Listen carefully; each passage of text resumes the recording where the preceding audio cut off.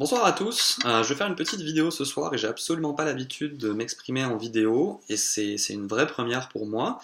Donc je m'excuse par avance pour la qualité de l'élocution, de la vidéo et du son. Mais je voulais parler vraiment d'un article de Lys Ravary qui a été publié dans le Journal de Montréal et qui s'intitule « Les jeux vidéo sont-ils un sport ?» Le but de cette vidéo, c'est absolument pas de jeter de l'huile sur le feu, la vidéo a déjà fait suffisamment réagir, et ce que je vais essayer de faire ce soir, c'est d'apporter un peu plus de fond aux propos de Madame Ravary. Donc on va commencer par le pourquoi de la publication de cet article. Cet article fait suite en fait à l'annonce du Cégep de Matane de la création d'un programme de sport électronique, donc de jeux vidéo compétitifs, au sein de son établissement, et moi c'est personnellement une initiative que je salue. Bravo le Cégep de Matane d'être aussi innovant aujourd'hui et d'offrir à vos élèves la possibilité de s'épanouir au travers de quelque chose qu'ils aiment. Parce que fondamentalement, si on y pense, le débat il est là. En ce moment, tout le monde parle, en réaction à cet article, du fait de savoir si le jeu vidéo est un sport ou non. Et les gens qui me connaissent savent que c'est une question que j'évite de manière générale, parce que je trouve que c'est une question qui est trop segmentante en fait. Les gens vont se faire une opinion très forte, très rapidement sur le sujet. Oui, c'est un sport, non, c'est pas un sport. On va essayer de faire des comparatifs, etc., etc. Alors que la réalité du problème, elle est beaucoup plus large que ça, et la question de savoir si c'est un sport ou non, c'est l'arbre qui cache la forêt. La réalité, c'est que c'est un phénomène global émergent qui est extrêmement intéressant. Le e-sport a une popularité dingue chez les plus jeunes, et le Cégep de Matane, en ouvrant un programme de sport, de jeux vidéo compétitifs, ne fait juste que s'inscrire dans ce que finalement ces élèves font malgré eux. Donc ce qu'on va essayer d'aborder, ma réflexion sur le sujet, c'est absolument pas d'essayer de déterminer si c'est un sport ou non, je veux juste très rapidement évincer cette question parce que je veux m'intéresser au fond du problème et je veux apporter un peu de substance aux propos de Madame Ravary. Donc on va regarder un petit peu la discipline compétitive dans le milieu scolaire d'une manière générale. On va s'intéresser un peu au e-sport dans le milieu scolaire. Et on va aussi regarder la partie qui selon moi est la plus intéressante, qui est en quoi un établissement scolaire, une entité scolaire quelle qu'elle soit, peut être au travers de ses activités compétitives un vecteur de mixité sociale. Et je pense que c'est vraiment la motivation des responsables du Cégep de Montréal d'avoir ouvert ce programme aujourd'hui. Et c'est ce à quoi j'aimerais qu'on s'intéresse plus que sur le débat de savoir si c'est un sport ou non. Je trouve que cette question ne fait pas vraiment de sens, elle ne sert pas vraiment la cause au final.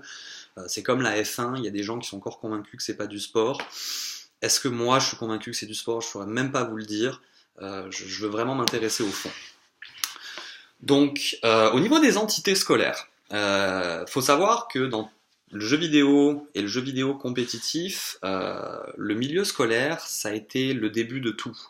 Si on regarde le premier tournoi de jeux vidéo qui ait jamais eu lieu, il s'est passé à Stanford en 1977 autour de Space Invaders. Donc on est dans un milieu scolaire, dans l'éducation supérieure, et c'est là que la dimension compétitive d'une pratique ludique, qui est le jeu vidéo, a eu sa première forme.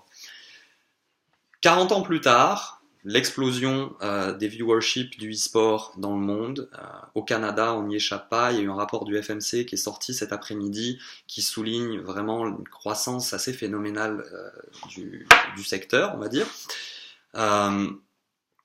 Qu'est-ce que ça a créé chez les grandes entités d'éducation? Comme pour le sport, il y a des universités qui aujourd'hui offrent des bourses. Je pense à Columbia, je pense à Morris University à Chicago, qui offrent des bourses pour que leurs étudiants puissent les représenter et se professionnaliser, excusez-moi, au même titre que les joueurs de basket ou de foot américain par exemple, autour des jeux vidéo. Donc on va parler des plus gros titres, League of Legends, Counter-Strike, etc., etc. Mais ça existe ailleurs. Le cégep de Matane, oui, est innovant dans sa démarche. Est-ce que c'est les premiers à le faire? Non, ça s'inscrit vraiment dans une logique de faire rayonner son établissement scolaire autrement que par le sport traditionnel et au travers de quelque chose qui plaît vraiment à cette jeune génération. Donc ça, c'est le premier point. Le deuxième point que j'aimerais aborder, c'est justement le rôle des établissements scolaires par rapport à ça. Et l'article de Madame Ravary souligne un vrai problème, en fait, qui est la dépendance aux jeux vidéo et toute on va dire, la façon de vivre, le lifestyle qui vient avec, qui peut être assez malsain, c'est une réalité aussi. Et là où ça devient intéressant, et où je pense que l'erreur en fait, du journal de Montréal, c'est de voir le verre à moitié vide. C'est plutôt que de dire c'est très bien, on offre à des jeunes une façon de s'exprimer, de jouer, de collaborer, de créer de la stratégie ensemble. On offre un cadre, on offre une structure, on offre du mentorat. On focalise sur le fait que il y a malheureusement des gens qui en abusent et on généralise sur le fait que cet abus dans un cégep risque de se reproduire. Et je pense que la démarche du cégep de Matane, au contraire, c'est de protéger, c'est de prévenir ces dérives-là. Et c'est pour ça que je salue vraiment leur initiative. C'est que non seulement ils s'intéressent à ce que font leurs élèves, ils offrent une plateforme pour se développer, devenir meilleurs, mais en plus de ça, ils encadrent. Et ça, c'est très intéressant justement parce que ça évite les dérives et ça évite potentiellement, je suis désolé, les espèces de généralisations un peu lugubres qu'on a lues dans cet article. Un autre point qui est intéressant, c'est le facteur de la mixité sociale. Jouer à des jeux vidéo, c'est comme s'équiper en hockey, à un moment donné, ça a un coût, ça a un vrai coût. Si on veut être compétitif, si on veut être bon, jouer sur un vieil écran versus jouer sur un PC qui a été monté il y a 2 mois avec les dernières cartes graphiques, ça change beaucoup de choses. Et donc, si un cégep propose des infrastructures à ses élèves pour se développer et offre le matériel qui va avec, ça permet à des élèves qui peut-être auraient même pas su qu'ils aimaient ça, même pas su qu'ils étaient bons dedans, ça leur permet de s'épanouir, peu importe leur classe sociale, j'ai envie de dire. J'aime pas du tout ce terme, mais on va utiliser ça. Si on regarde le sport traditionnel, on va dire traditionnel quoi, on peut voir par exemple qu'il y a souvent des sports qui sont rattachés à une certaine catégorie socio-professionnelle. Je prends typiquement les joueurs de golf, les joueurs de tennis, les joueurs de polo, souvent vont être reliés à des milieux plus aisés, là où le basket va être un truc de banlieusard. Je fais encore une fois des généralisations évidemment, mais quand on rentre dans un contexte universitaire, tout le monde est mis sur le même palier, et je pense que c'est la beauté de la chose, c'est que le cadre universitaire offre justement cette mise à niveau, à égalité, peu importe la discipline dans laquelle on évolue. Et le e-sport fait déjà partie de ça.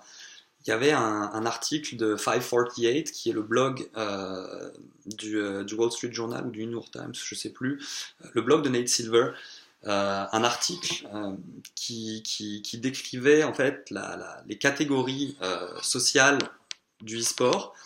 Et clairement, on disait que c'était des milieux qui étaient divers, des origines diverses, des milieux variés. Donc il y a une mixité sociale qui existe déjà dans le e-sport, donc l'intérêt est déjà là. Et pour justement essayer de pallier aux avantages que certains joueurs, certains amateurs pourraient avoir de par leur catégorie socio-professionnelle, et que si tes parents ont les moyens de te payer un moniteur de ouf avec une tour à 2000$, versus si tu es obligé de jouer sur le vieux Mac de ton frère qui l'utilise plus depuis qu'il est allé à l'université, bah t'es pas à égalité au final. c'est comme tes patins de hockey. Et donc je trouve que remettre ces élèves sur le même piédestal, c'est le rôle d'un établissement scolaire. Et je trouve que ce programme du Cégep de Matane donne une chance à tout le monde. Et je pense que c'est la beauté de la chose, en plus d'offrir une structure et d'éviter les dérives. Donc, ça va être un peu la conclusion. C'est que je trouve un peu triste que le Journal de Montréal se focalise sur vraiment le côté à moitié vide du verre. Surtout que c'est pas à moitié, c'est le 5% de verre qui est vide. On focalise sur les dérives, encore une fois, et non pas sur l'aspect positif qui est une nouvelle plateforme pour des jeunes pour faire de la compétition autour d'une discipline qu'ils aiment naturellement. Et donc moi, encore une fois, je voudrais juste resaluer le Cégep de Matane pour leur initiative. Bravo. J'ai hâte de voir des sponsors venir vers vous et saluer votre initiative. Bravo de donner une chance à tous vos jeunes de pouvoir compétitionner dans une discipline qu'ils aiment. Et j'espère vraiment que on passera au travers de cet aspect, on va dire, je sais pas comment choisir un mot pas trop brusque, mais les généralisations du Journal de Montréal. J'espère vraiment qu'on arrivera à outrepasser ça en tant que communauté, en tant que gamer, en tant que professionnel du monde du e-sport. Et je veux pas dire faut pas qu'on se laisse faire, parce que finalement c'est pas une vraie attaque, c'est juste très décevant de voir que nos médias considèrent encore le e-sport comme une dérive, alors que très objectivement, de par les audiences, de par l'implication des jeunes, on peut très bien voir aujourd'hui que c'est une discipline comme une autre, que ça demande de la rigueur, que ça demande de l'entraînement, que c'est quelque chose de sérieux, qu'il y a de l'argent à la clé, qu'il y a des potentiels de professionnalisation derrière. Et que malgré tout, par rapport au reste du monde, le Québec est encore un petit peu à la traîne. Et je pense que le rôle de nos médias aujourd'hui, ce serait plus de soutenir ces initiatives plutôt que d'essayer de les pointer du doigt à la première annonce. Je vous laisse débattre.